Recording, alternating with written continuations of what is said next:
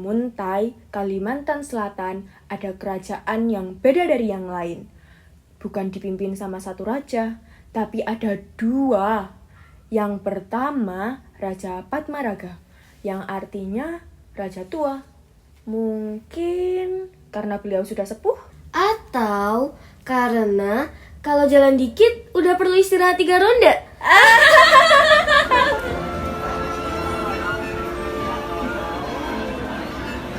Panen kali ini bagus banget nih.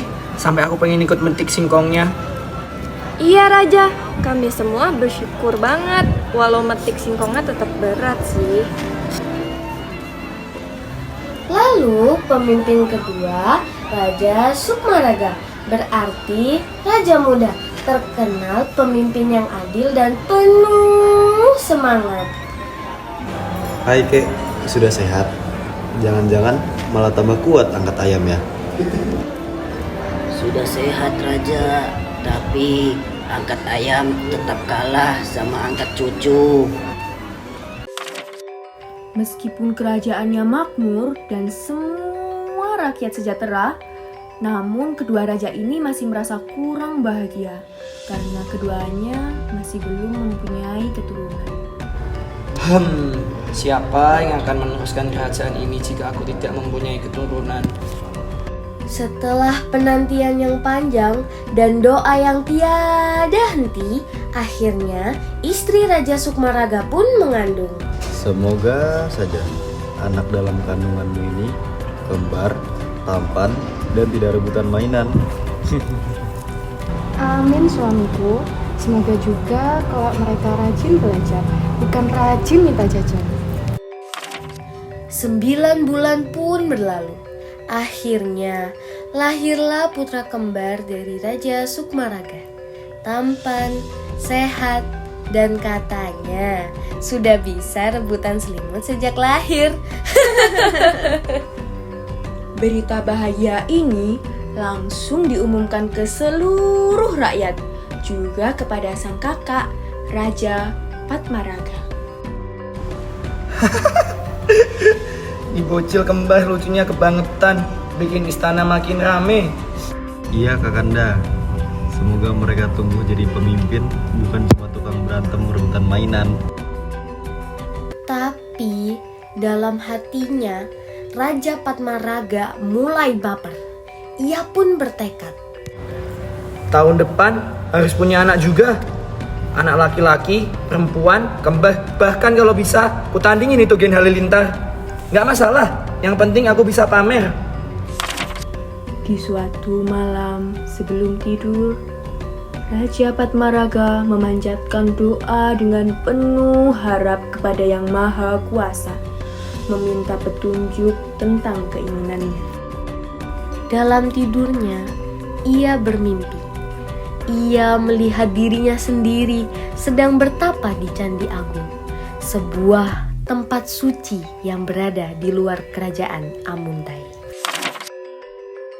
Saat terbangun, keningnya masih berkerut. Memikirkan mimpi itu terasa begitu nyata, seperti baru saja pulang dari bertapa. Beneran. Wah, jangan-jangan memang harus beneran bertapa nih. Tapi kalau bertapa sambil bawa bekal nasi padang, boleh nggak ya? Keesokan harinya, Raja Patmaraga berangkat menuju Candi Agung ditemani oleh pengawal setianya, Datuk Puju. Sesampainya di sana, Datuk, aku akan bertapa di sini. Tolong ya, jangan sampai ada yang masuk siapapun, kecuali kalau ada yang bawa susi. Siap Baginda, hamba akan jaga. Bahkan semut lewat pun hamba usir, asal Baginda tenang bertapa. Hingga suatu hari, setelah bertapa panjang, Raja Patmaraga keluar dari tempat pertapaannya.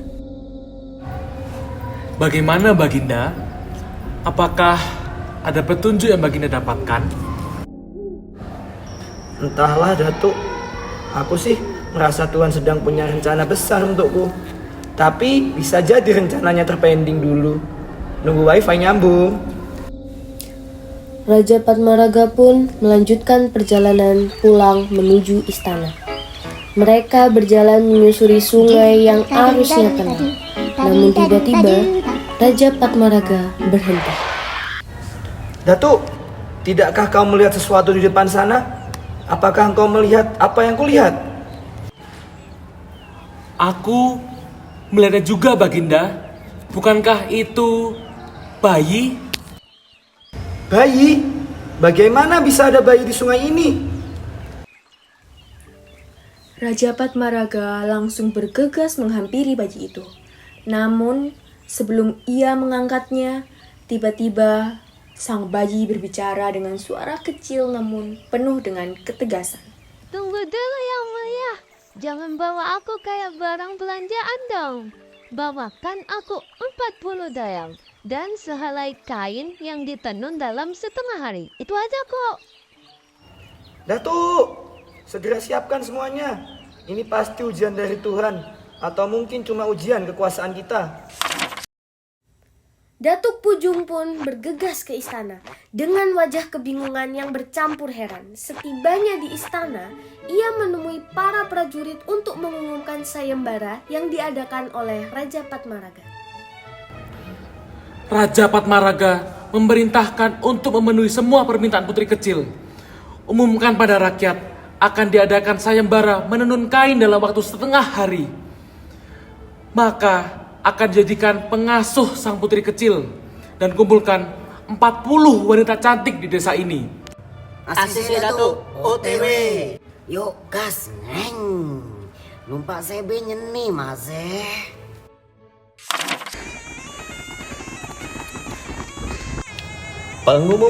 Pengumuman telah diadakan sayembara.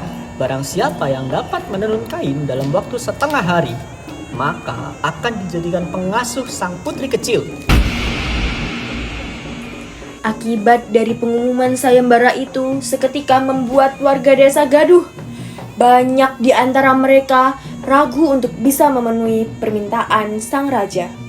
Banyak pula orang yang penasaran siapa yang bisa menenun kain dalam waktu setengah hari.